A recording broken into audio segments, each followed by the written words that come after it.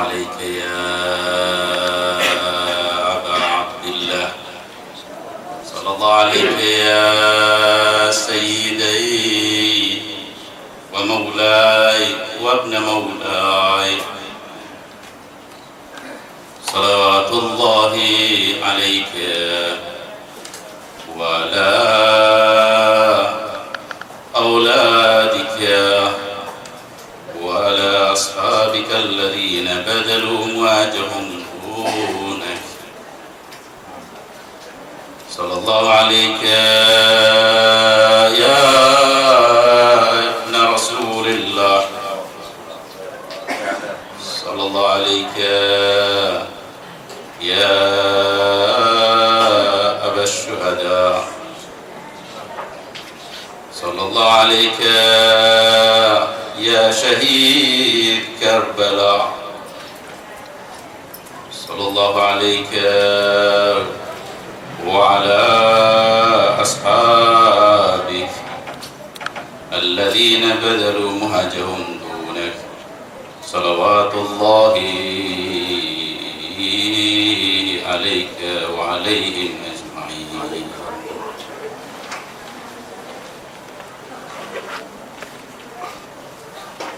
فقد قال الرسول الأكرم صلى الله عليه وآله: إن الحسين مصباح الهدى وسفينة النجاة. وقال صلى الله عليه وآله وسلم: حسين مني وأنا من حسين. وقال الله سبحانه وتعالى في محكم كتابه: وصدق الله العلي العظيم وصدق رسوله الكريم ونحن على ذلك من الشاهدين الشاكرين. أعوذ بالله السميع العليم من الشيطان الرجيم.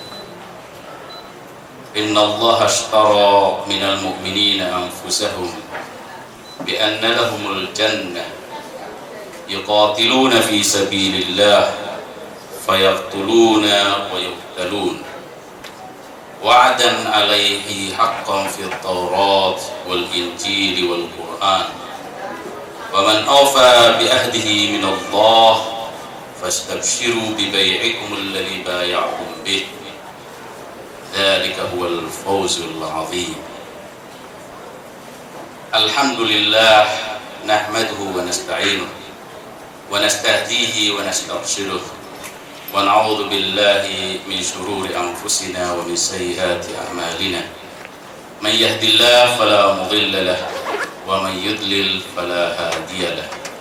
أشهد أن لا إله إلا الله وحده لا شريك له، وأشهد أن محمدا عبده ورسوله.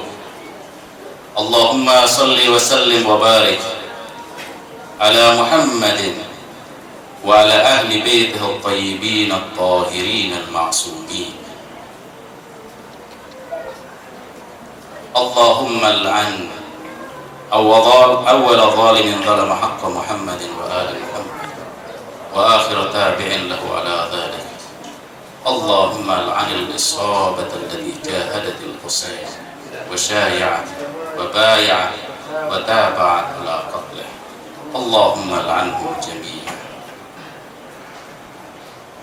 إخواني أخواتي الأعزاء وأساتذتي الكرام، السلام عليكم جميعا ورحمة الله تعالى وبركاته. وعليكم السلام ورحمة الله وبركاته.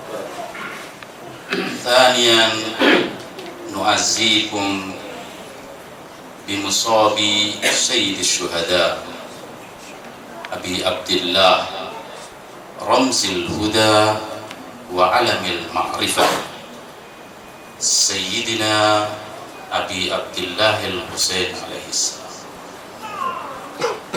Ikhwan akhwat yang saya hormati, sebelum saya menyampaikan apa yang harus disampaikan pada malam hari ini,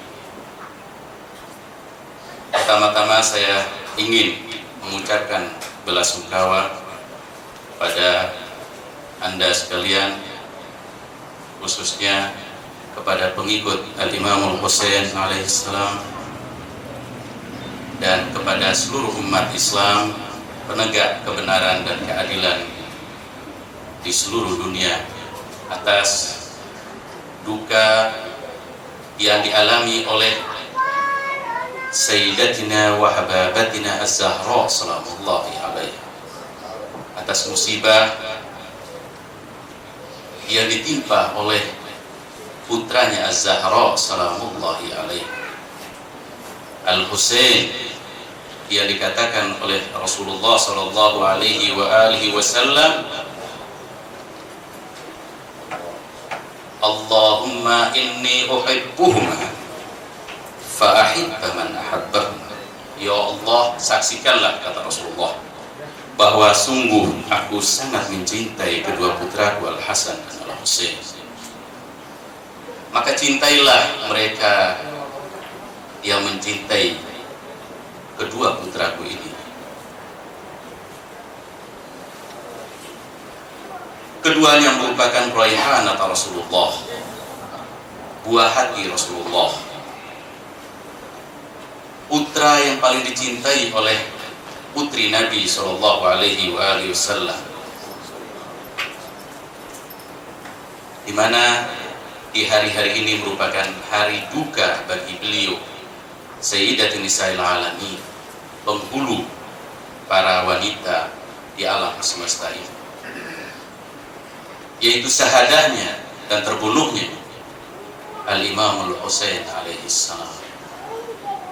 Sehingga kita bisa melihat bagaimana tragedi itu, bagaimana Al-Imam Al-Husain syahid di saat beliau merupakan putra Rasulullah Sallallahu Alaihi Wasallam.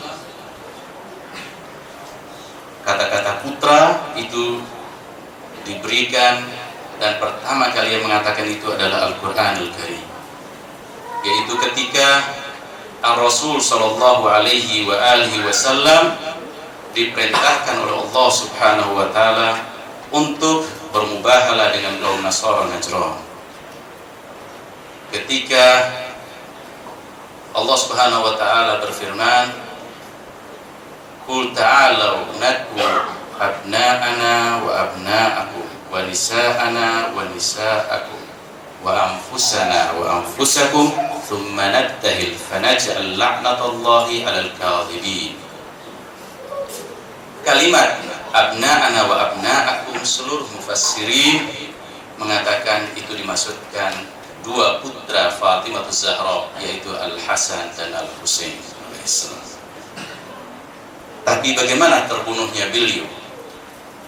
Beliau terbunuh dan syahid dalam keadaan kehausan. Di saat kakeknya, ayahnya merupakan Sayyidul Anbiya wal Mursalin Muhammadin al-Mustafa Sallallahu Alaihi Wasallam. Dan siapa yang membunuh dan membantai beliau, dan yang tidak mengizinkan agar beliau merasakan kesegaran air di saat beliau haus, yaitu orang-orang yang mengaku dirinya sebagai pengikut kakeknya Muhammad Sallallahu Alaihi Wasallam. Faya syi'ati, faya syi'ati, idza marartum, idza ma syaribtum bima'i azbin fadhkuruni. Faya syi'ati, faya syi'ati, ma in syaribtum ma'azbin fadhkuruni. Wa idza marartum bi gharibin aw syahidin aw qatilin fantibuni. Wahai pengikut-pengikutku, kata Imam Al-Husain alaihissalam, jikalau kalian sedang minum air yang segar, maka ingatlah aku, kata dia. Itu agar kita mengenang perjuangan beliau, sehingga sampai-sampai ketika beliau memperjuangkan misi dan risalah kakeknya Muhammad sallallahu alaihi wa alihi, beliau harus siap untuk dibunuh dalam keadaan haus. Wa idza marartum bi gharibin aw qadir, jikalau kalian kebetulan melewati orang yang terbunuh dan syahid, maka ratapilah aku pada saat itu. Karena pada saat beliau syahid, tidak ada seorang pun yang merata beliau di tanah Karbala. Salamullah alaihi ya Aba Abdillah.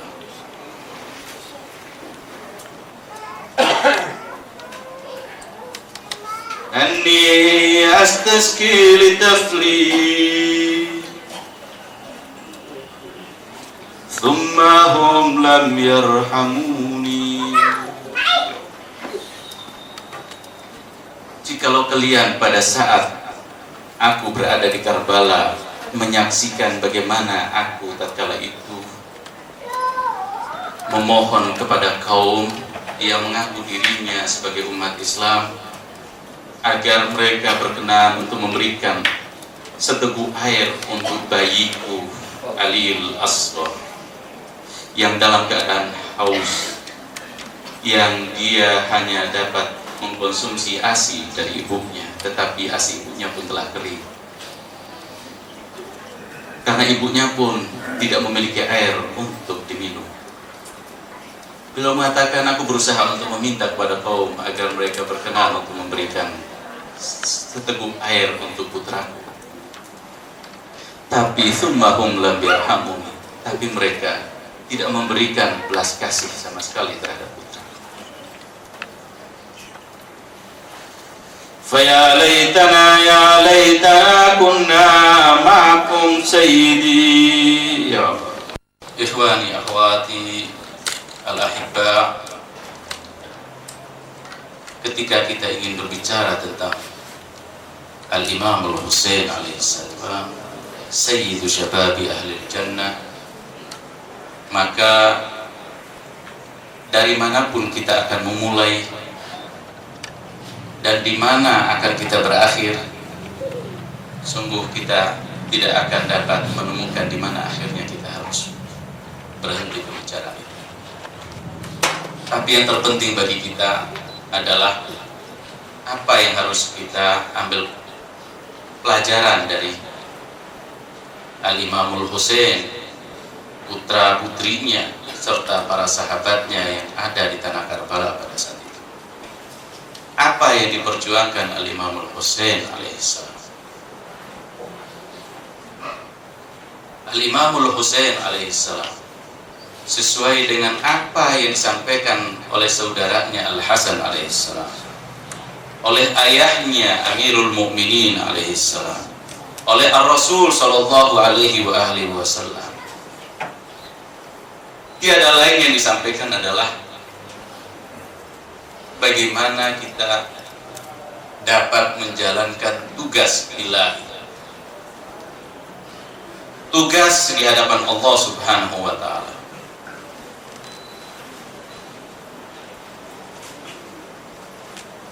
Kehidupan beliau di dunia hanyalah berorientasi untuk menjalankan tugas yang datangnya dari Allah Subhanahu wa ta'ala. Dan beliau serta ayah dan kakeknya tidak pernah dituntut oleh Allah Subhanahu wa ta'ala untuk menyaksikan hasil dari pelaksanaan tugas tersebut.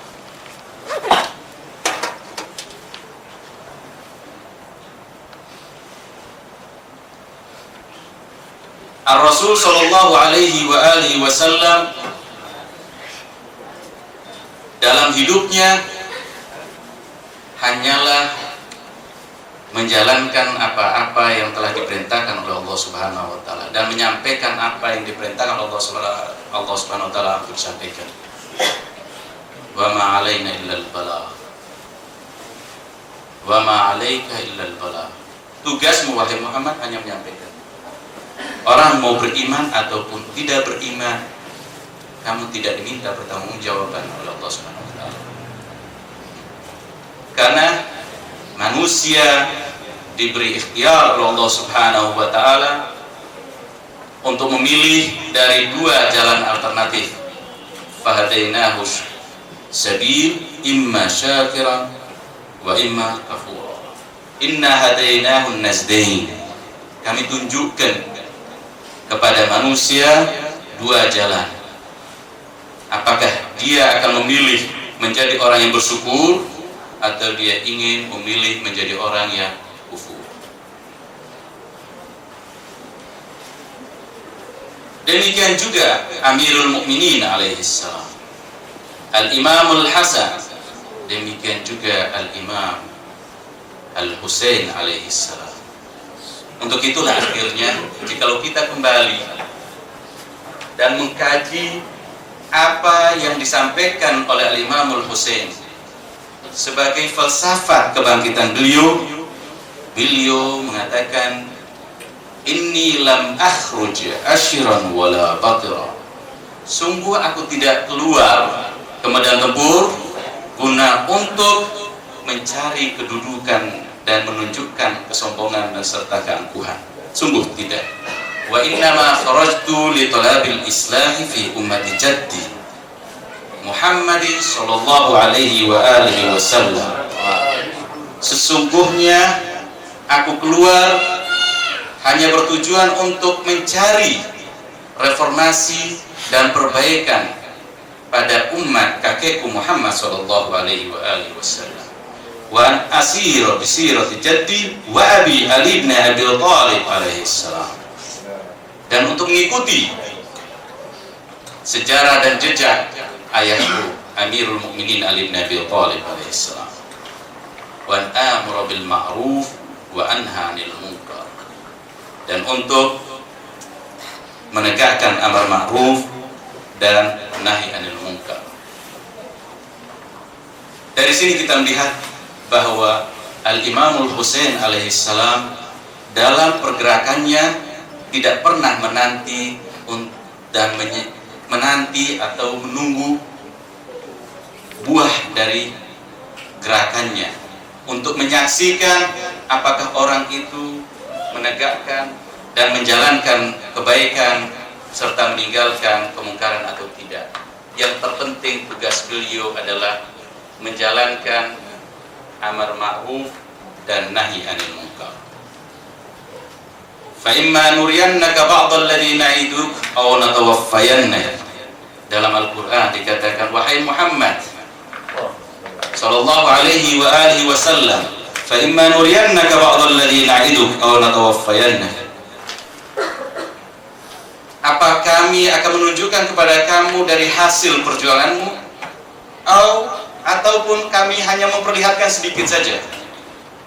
Kalau sekiranya yang diartikan kesuksesan itu adalah kita harus melihat dan menyaksikan serta dapat memetik buah dari perjuangan itu, serta kita menyaksikan kemenangan, maka berarti kita telah mengklasifikasikan para nabi, para mujahidin, bahkan para syuhada yang gugur di medan tempur itu gagal dalam perjuangannya. Tapi dalam logika Islam bukan itu kesuksesan. Kesuksesan dalam logika Islam adalah sejauh mana Anda telah melaksanakan tugas. Adapun berhasil atau tidak, menang atau tidak, kita bukan dituntut oleh Allah Subhanahu wa taala. Kita melihat seperti katanya dikatakan oleh Al-Imam Al-Khumaini qaddasallahu nafsahu zakiyah, beliau ketika telah berhasil membawa serta membimbing bangsa Iran untuk kembali ke jalan Allah Subhanahu wa taala dengan mendeklarasikan Republik Islam Irannya, beliau mengatakan bahwa kita hanya menjalankan tugas, tidak lebih dan tidak kurang. Allahumma shalli ala Muhammad wa ala ali Muhammad. Allahumma shalli ala Muhammad. Beliau pun kalau sekiranya pada saat itu tidak dapat menyaksikan akan kemenangan revolusi Islam Iran, beliau tetap di sisi Allah Subhanahu wa taala telah menjalankan tugasnya. Oleh karenanya, di dalam ziarah kita kepada Imamul Husain alaihissalam, apa yang kita saksikan? Bukannya kita memberikan kesaksian bahwasanya beliau telah menaklukkan dan menundukkan Yazid, serta beliau telah menjadi imam pada saat itu secara aktual. Tidak. Kita mengatakan wa asyhadu annaka qad aqamtas shalah wa ataitas zakat wa amarta bil ma'ruf wa nahaita 'anil munkar wa jahadta fillah haqqa jihadih. Kita memberi kesaksian kepada Allah Subhanahu wa taala atas apa yang telah dijalankan serta ditegakkan oleh Al-Imam Husain alaihissalam, bahwa beliau telah menegakkan sholat. Bukan berarti beliau hanya mengerjakan sholat, bukan itu artinya. Tetapi beliau menegakkan sholat dalam pengertian bahwa jikalau beliau tidak bangkit pada saat itu, maka sudah jarang lagi kita saksikan umat Nabi Muhammad yang mempraktikkan serta memperagakan sholat kepada Allah Subhanahu wa taala, beribadah kepada Allah Subhanahu wa taala. Mengapa? Karena pada saat itu orang yang mengaku dirinya sebagai pemimpin umat Islam mengimami sholat dalam keadaan mampu. Sedangkan Allah Subhanahu wa taala mengatakan wala taqrabus sholata wa antum sukara.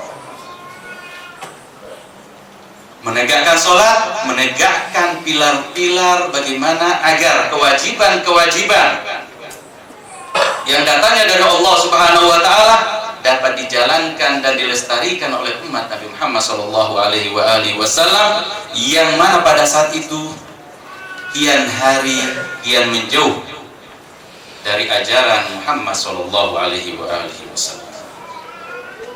Oleh karenanya Al-Imamul Husain alaihissalam dalam sejarah hidupnya beliau tidak pernah menuntut untuk duduk di kursi kekuasaan. Demikian juga ayahnya, saudaranya, tidak. Baik ada secara realitas kekuasaan di tangannya ataupun tidak, maka kepemimpinan dan imamah tetap di tangan beliau, karena kepemimpinannya itu datangnya dari Allah Subhanahu wa taala. Untuk itu kita tidak perlu membahas apakah yang berhak itu adalah Imam Ali ataupun bukan. Apakah yang berhak Imam Husain alaihissalam atau Muawiyah atau Yazid yang menjadi pemimpin? Memang tidak, kita tidak ada kepentingan untuk itu. Tetapi yang kita perlukan adalah apa kewajiban dan wazifah serta tugas yang dilaksanakan oleh Imamul Husain pada saat itu. Karena pada sepanjang masa simbol keadilan dan simbol kezaliman tetap ada. Bukan hanya saja di zaman Imamul Husain alaihissalam. Di zaman Fir'aun ada Musa alaihissalam. Di zaman Namrud ada Ibrahim alaihissalam. Dan seterusnya. Di zaman Rasulullah sallallahu alaihi wasallam ada Abu Jahal wa Abu Lahab. Kita tidak pernah terikat dengan nama. Tilka asma'un samaitumuha antum wa aba'u. Itu adalah nama-nama, simbol-simbol yang kalian sendiri meletakkannya. Tetapi kita berbicara adalah bagaimana kita menegakkan keadilan, bagaimana kita menegakkan nilai-nilai kemanusiaan, serta bagaimana kita memusuhi kezaliman dan nilai-nilai yang rusak yang ada di tengah-tengah masyarakat, baik di zaman dulu maupun di zaman sekarang. Tugas yang dilakukan oleh Imamul Husain alaihissalam juga tugas bagi kita semua. Tetapi apa yang ditekankan oleh para imam, khususnya Imamul Husain alaihissalam, di dalam menjalankan tugas itu, satu yang ditekankan adalah ilmu dan ma'rifat. Untuk itu Al-Imamul Husain alaihissalam dalam salah satu kalimatnya beliau mengatakan, khamsun man lam takun fihi lam yakun fihi katsirun mustamta' al-aqlu wad-din wal-adab wal-haya wa husnul khalq. Dikatakan ada 5 hal. Jikalau seseorang tidak memiliki 5 atau tidak mendapatkan 5 unsur itu dalam dirinya, maka dia tidak begitu bahagia dalam hidupnya, baik di dunia maupun di akhirat. Yaitu yang pertama akal, wad-din, agama, wal adab, dan sopan santun, wal haya, rasa malu, wa husnul khalq, baik budi pekertinya.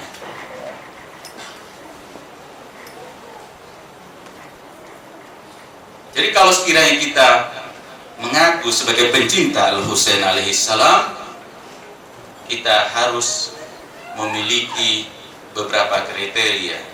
Yang pertama, kita harus menjadi orang yang pintar. Dengan kepintaran, dengan ma'rifah dan ilmu, seseorang tidak akan tertipu dengan kata-kata, tidak akan tertipu dengan berbagai macam godaan-godaan, dengan berbagai macam hal-hal yang mempesonakan kita sehingga kita lupa akan hak dan kebenaran. Tidak. Sehingga kita tidak tergoda dengan orang mengklaim bahwasanya nahnu ala haq wa anta ala batil. Kami ada dalam pihak yang benar sedangkan kamu berada dalam pihak yang salah dan batil.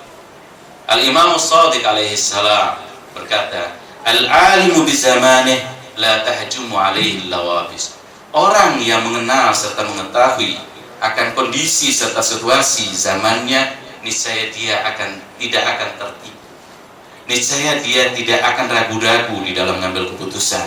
Niscaya dia tidak akan salah di dalam mengambil satu kebijakan. Untuk itu, Al-Imamul Husain menekankan di awal kalimat itu al-aql wad-din, akal dan beragama. Akal kita gunakan bagaimana kita dapat mengenal mana yang hak dan mana yang batil. Dengan akal kita mengetahui bahwa Al-Imamul Husain alaihissalam adalah cucu Rasulullah, tetapi kita mencintai beliau bukan hanya sekedar sebagai cucu Rasulullah, akan tetapi beliau adalah pihak yang benar. Bukan saja pihak yang benar, beliau itulah kebenaran. Beliau itulah kebenaran.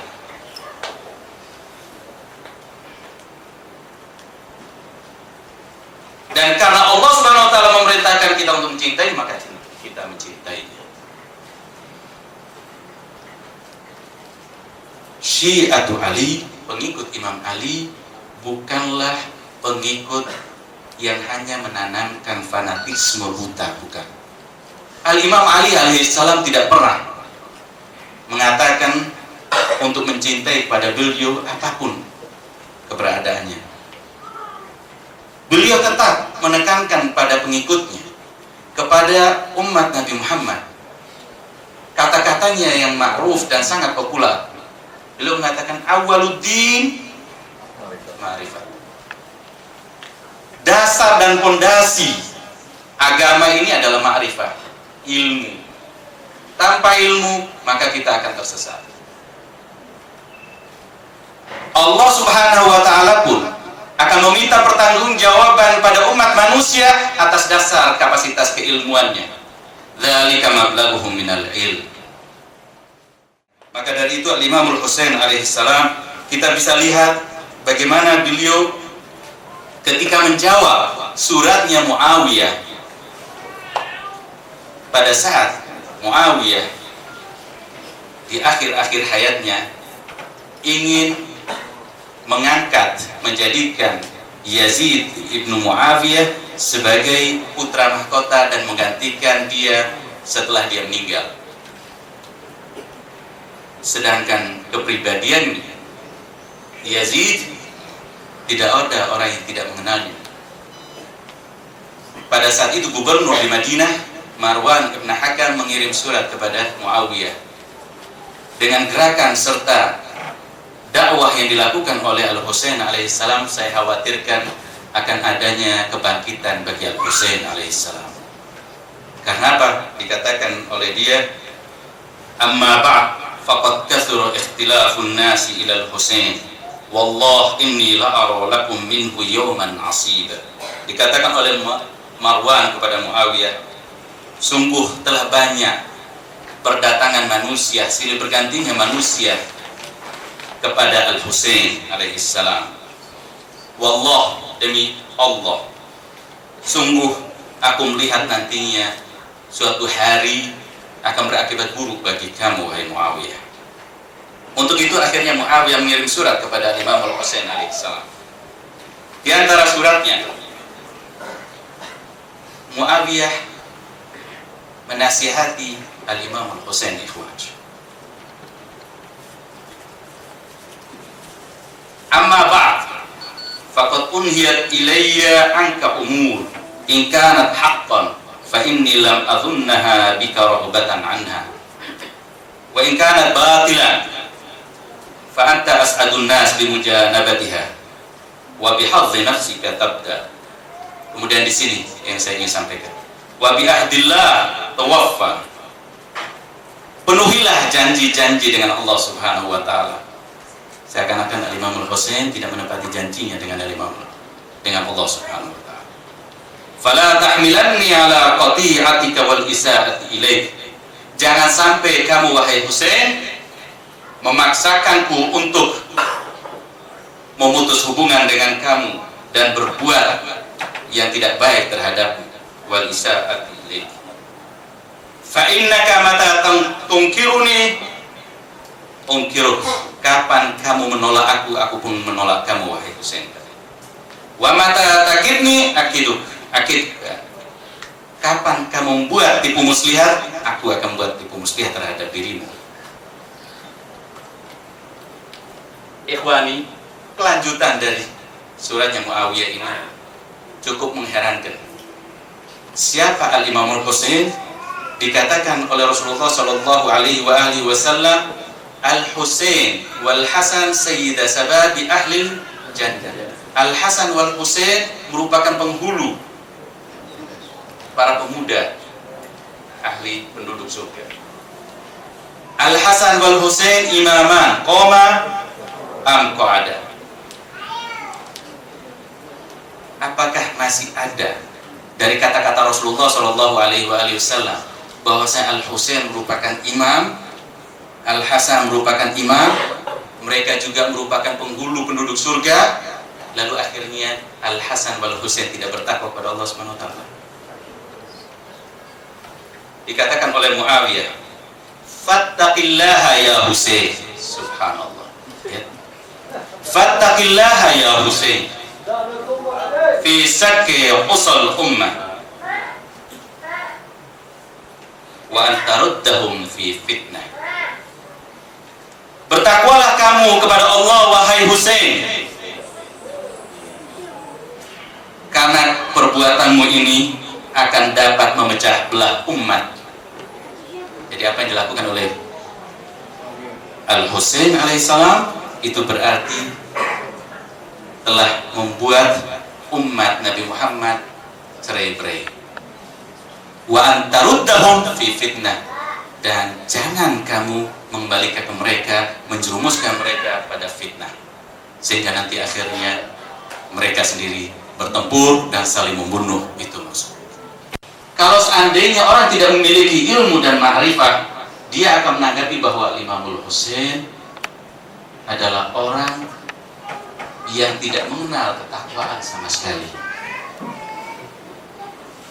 orang yang tidak pernah mengenal ibadah, orang yang tidak pernah mengenal sholat dan seterusnya. Karena dikatakan fattaqillaha ya Husain. Dijawab oleh Imam Al-Husain alaihissalam dengan surat yang panjang lebar, dan bisa diklaim bahwa apa yang diungkapkan oleh Al-Imam Al-Husain alaihissalam dalam surat jawabannya kepada Muawiyah merupakan dokumentasi sejarah yang terlengkap mengenai kepribadian Muawiyah. Meskipun tidak sampai 2 lembar, tetapi di situ diungkapkan, wahai Muawiyah, bukanlah kamu yang membunuh fulan wa fulan, bukankah kamu yang membunuh Uday bin Hijr, bukankah kamu begini-begini. Terus seperti itu dikatakan oleh Imam Al-Husain alaihissalam. Saudaranya Kindah dan sahabat-sahabatnya yang sedang sholat selalu menyembah kepada Allah Subhanahu wa Ta'ala, yang mereka itu mengingkari kezaliman dalam hidupnya. Wa yasta'zimunal bid'ah. Awalastaqatil Amr bin Humuq al-Khuzai, bukankah kamu yang membunuh Amr bin Humuq al-Khuzai? Awalasta bimudda'i Ziyad bin Samiyyah al-Maulud ala firash Abi Ubaid Taqif faza'amta annahu ibn Abi. Awalasta qatil al-Hadrami, bukankah kamu yang membunuh al-Hadrami? Dan seterusnya sampai terakhirnya apa yang dikatakan oleh Imam Al-Husain alaihissalam. Lalu akhirnya kamu mengatakan tadi itu untuk aku bertakwa pada Allah Subhanahu wa Ta'ala agar menghindar dari perpecahan. Wa antaruddahum ila fitnah. Lalu dengan tegas beliau mengatakan, wa inni la'alamu fitnatan a'azama ala hadhil umma min wilayatika 'alaiha. Sungguh aku tidak pernah mengetahui suatu fitnah yang lebih besar atas umat ini, fitnah yang menimpa umat ini dari fitnah di mana engkau berkuasa atas mereka. Wala a'azama li nafsi wa li dini wa li ummati Muhammadin afdal min an ujahira fa in fa'altu fa innahu qurbatun ila Allah wa in taraktuhu fa inni astaghfirullah li dini wa as'aluhu taufiqahu li irsyadi amri. Ikhwani, permasalahannya adalah Al-Imam Al-Husain alaihissalam dengan tegas, dengan mengatakan wa inni la'alamu,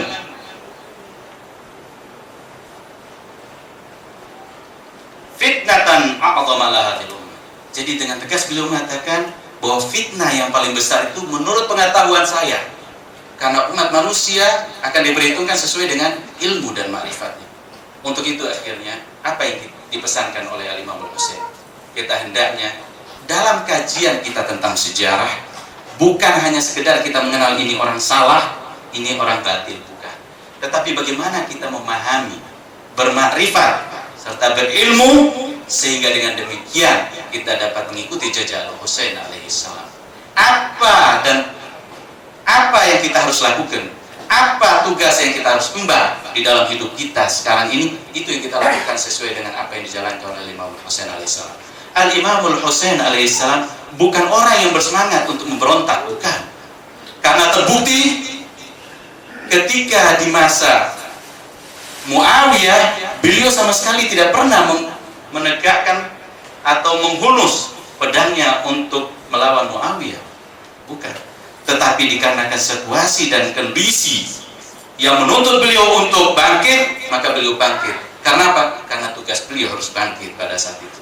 Karena itu telah diisyaratkan oleh Rasul Shallallahu Alaihi Wasallam dalam sabdanya, Al Hasan wal Husain imama qoma am qa'ada. Dan itu pun diungkapkan oleh Imam Al-Husain dalam salah satu khutbahnya. Ikhwan, akhwat, tugas kita adalah al-jihad. Al-jihad, apa artinya jihad? Jihad itu kita sungguh-sungguh di dalam mempelajari agamanya Al-Husain, sungguh-sungguh mempelajari ajaran-ajaran Al-Husain, sungguh-sungguh mempelajari prinsip-prinsip yang diajarkan oleh Al-Husain. Kita mau mencoba melaksanakan amar ma'ruf dan nahi munkar, tetapi kita tidak tahu apa yang maksudnya ma'ruf, apa yang maksudnya munkar. Jangan sampai kita ingin mengerjakan ma'ruf, contohnya kemungkaran yang kita jalankan. Apa? Ilmu kita tidak miliki.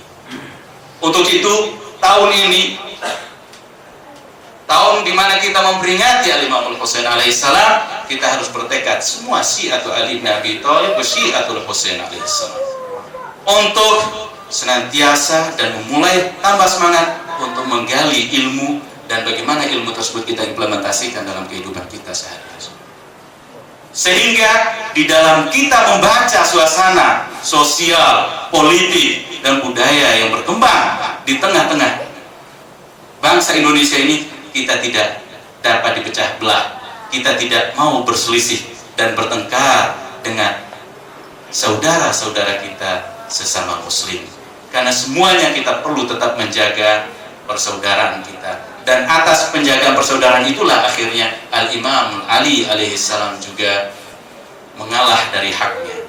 Al-Imamul Hasan terpaksa untuk menerima perdamaian dengan Muawiyah.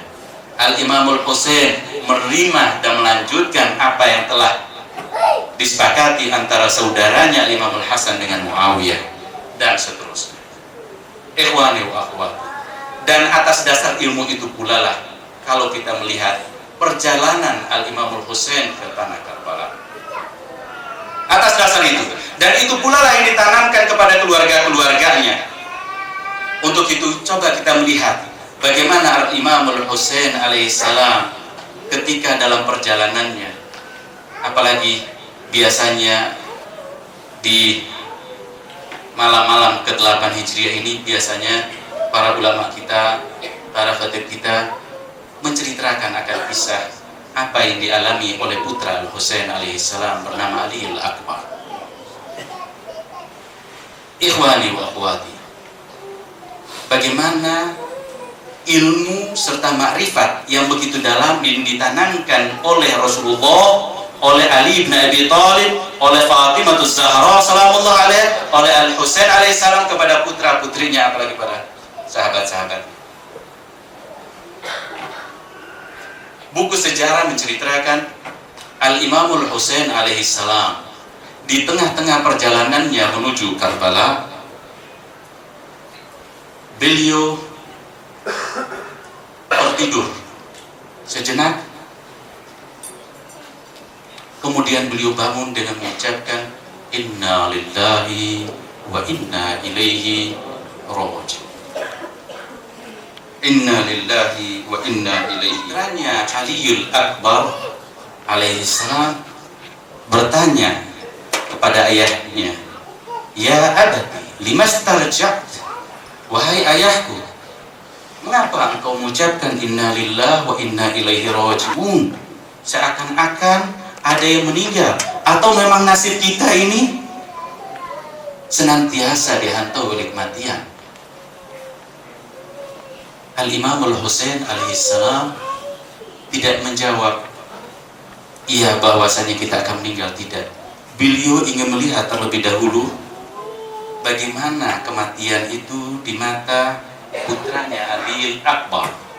Ali Akbar ikhwani adalah asbahun nasi bi Rasulillah sallallahu alaihi wasallam khalqan wa khuluqan.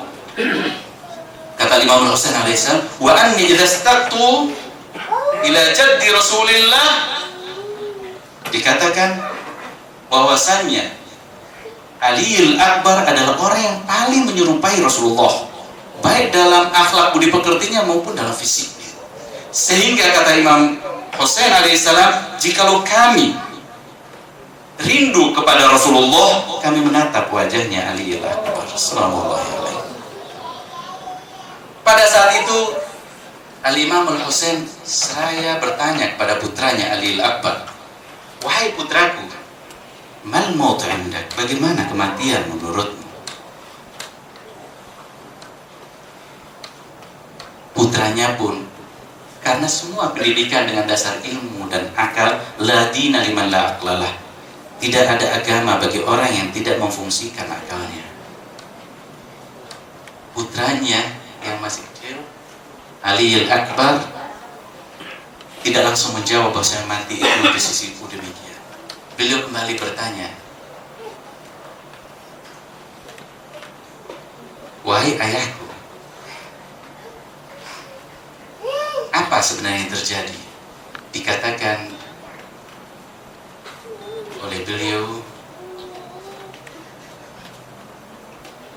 wahai ayahku, awalasna ala haq, bukankah kita dalam keadaan yang benar, berada di posisi yang hak? Kata Imam Husain alaihissalam, iya. kita ala haq, nahnu ala haq. Kita berada di pihak yang benar. Lalu apa kata putranya Ali al-Akbar? Dikatakan al-mautu indi ahla minal asal. Kematian di sisiku wahai ayahku lebih manis daripada madu.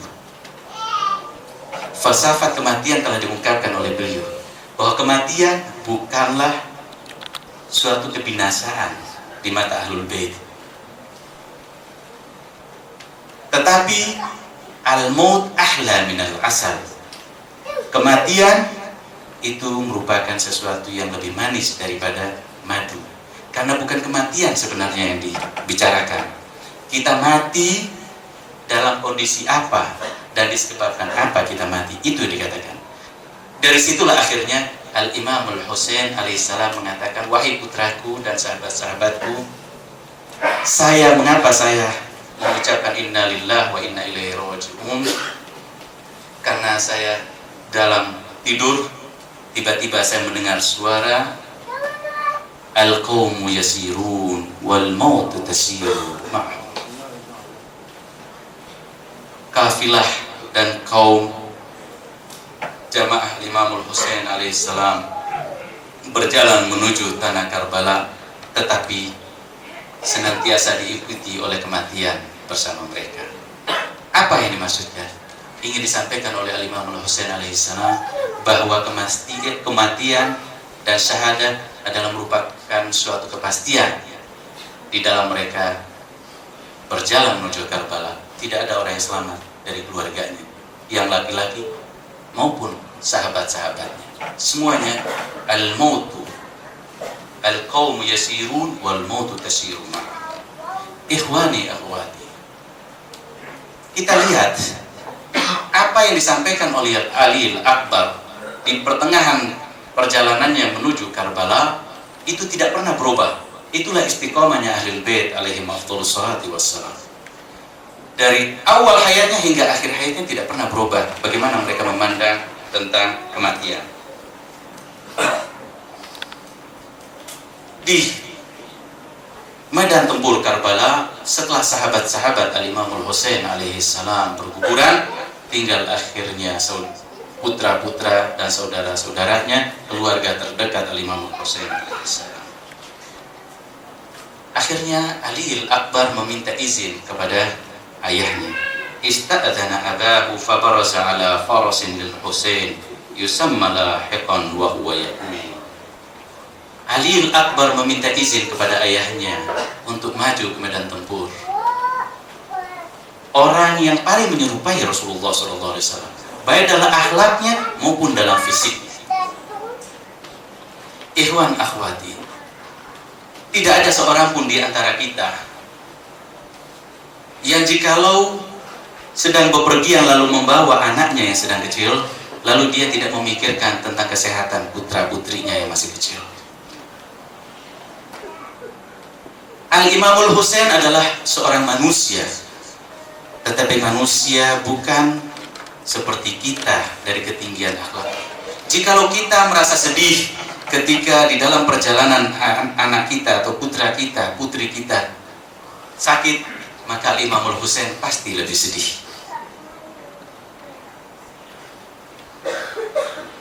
Jikalau anak kita terkena satu musibah di tengah perjalanan kita, seakan-akan kita merasa salah mengapa kita mengancam.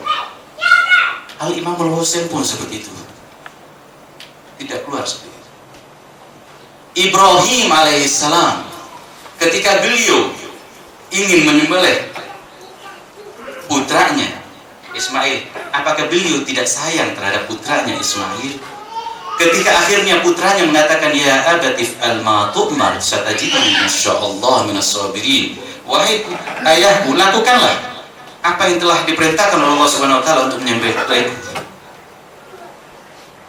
Niscaya kamu akan mendapatkan diriku, jiwaku penuh dengan kesabaran. Falamma aslama wa tallahu lil jabin wa nadainahu an saddaqta ar-ru'ya wa nadainahu an ya Ibrahim qad saddaqta ar-ru'ya. ketika akhirnya kedua-duanya menyerah dan berpasrah pada perintah Allah Subhanahu wa taala, dan Allah Subhanahu wa taala membuktikan dan telah menyaksikan bagaimana Ibrahim serta Ismail telah menunjukkan loyalitasnya dan ketaatannya kepada Allah Subhanahu wa taala penuh secara mutlak. Al-Imamul Husain bukan orang yang tidak sayang pada putranya, tetapi apa? Ibrahim alaihissalam karena tugas ilahi, lalu akhirnya beliau menyerahkan putranya. Al-Husain alaihissalam, Ibrahim menyerahkan putranya, tetapi diganti oleh Allah Subhanahu wa taala dengan kambing, sehingga putranya tidak jadi disembelih, Nabi Ismail alaihissalam. Tapi bagaimana Al-Husain alaihissalam, putra yang paling dicintainya, putra yang selalu mengingatkan beliau kepada kakeknya Muhammad Shallallahu Alaihi Wasallam, yang dapat menyegarkan dan menenangkan hati beliau tatkala beliau gelisah melihat kemungkaran dan agama kakeknya yang senantiasa dirubah dan cabi-cabi oleh beberapa kaum fasik. Akhirnya diizinkan oleh Al-Imamul Husain alaihissalam, putranya Ali Akbar maju ke medan tempur. Dengan dia membaca beberapa bait syair, dikatakan oleh beliau, Ana Ali ibn Husain ibn Ali, nahnu wa baitillahi awla bin nabi, adribukum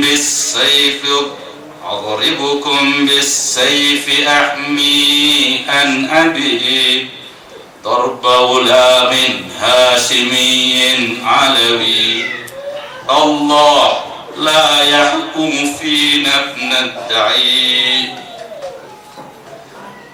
Inilah Ali ibn Husain ibnu Ali. Inilah Ali putranya Husain, putranya Ali bin Abi Thalib. Sungguh demi Baitillah, kami adalah orang yang paling dekat dan paling aula, paling utama di sisi Nabi Sallallahu Alaihi Wasallam. Adribu bikum as-sayf, adribukum bis-sayfi ahmian abi. Sungguh aku akan memukul kalian dengan pedang demi menjaga serta membela ayahku. Darba gulamin hashimiyin alawi, pukulan seorang pemuda dari keturunan Hashimiyin, putra Ali. Allah, demi Tuhan, demi Allah, kami tidak akan membiarkan seorang Ibnu Da'i akan memimpin kami. Kata-kata ini menunjukkan bagaimana ma'rifahnya yang begitu mendalam, yang tidak pernah gentar dan ragu-ragu di dalam mengambil keputusan dan melangkah untuk menjalankan tugas sucinya. Ketika beliau jalan, Al-Imamul Husain alaihissalam pasrah kepada Allah dengan mengatakan, Allahumma syhad ala haula'il qaum faqad baraza ilaihim asbahan nasi bi rasulika Muhammad sallallahu alaihi wa alihi wa kunna idza istaqna ila ru'yati nabiyyik nadarna ilaihi. Allahumma na'hum barakatil ardh wa farrighum tafriqa waj'alhum tara'iqa qidada wa la turdil wulata 'anhum abada fa innahum da'una liyansuruna thumma 'adaw 'alaina yuqatilunana. Ya Allah, saksikanlah pada hari ini dan saat ini, sungguh telah maju ke medan tempur melawan musuh-musuh Allah, orang yang paling menyukai Rasulullah Sallallahu Alaihi Wasallam, yang mana jikalau kita merindukan untuk melihat Rasulullah, maka kami memandang wajah Aliul Akbar.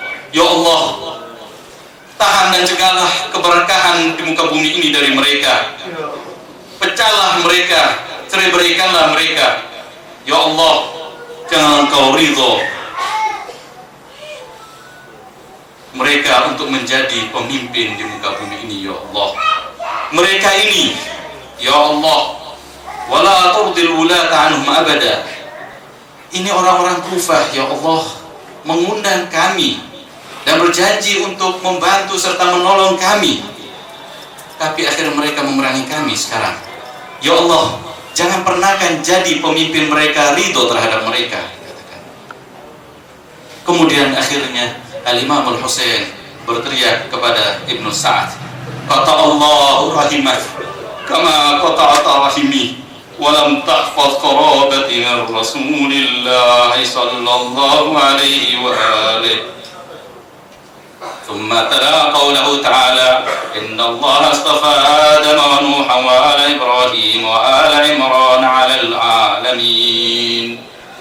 Al-Imam Al-Husain berkata kepada Sa'ad bin Abi Waqqas, Ibnu Sa'ad, wahai Ibnu Sa'ad, semoga Allah memutus rahimmu dan keluargamu sebagaimana engkau telah memutus rahim dan keluargaku.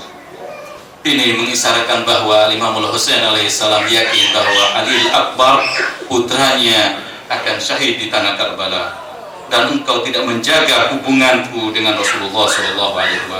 Kemudian beliau membaca ayat Inna Allah astafa Adam wa Nuh.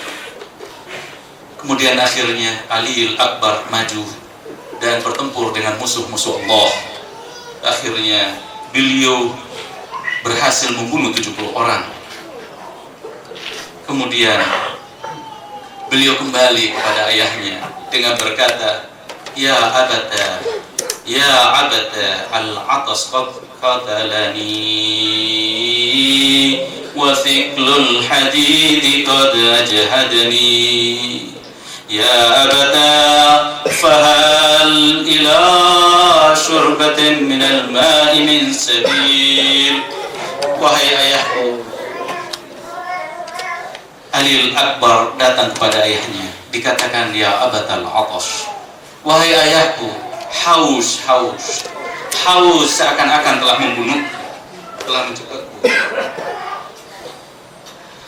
Dan beratnya pedang, besi pedang ini telah memperletihkanku. Apakah ada jalan untuk aku mendapatkan air? Bukan aku untuk mendapatkan kesegaran, wahai ayahku, tetapi dengan air aku akhirnya bisa lagi tegak dan kuat untuk melawan musuh-musuhmu, ya wahai ayahku, ya Aba Abdillah Al-Husain. Apa gerangan yang diberikan jawaban oleh Al-Husain alaihissalam? Jawaban apa yang diberikan oleh Al-Husain? Beliau pun tidak dapat memberikan apa-apa. Wow, Al-Husain menangis karena melihat putranya Ali Akbar tidak lagi dapat berdiri dan melawan musuh-musuhnya sebagaimana di awal beliau bertempur dengan musuh-musuh Al-Husain.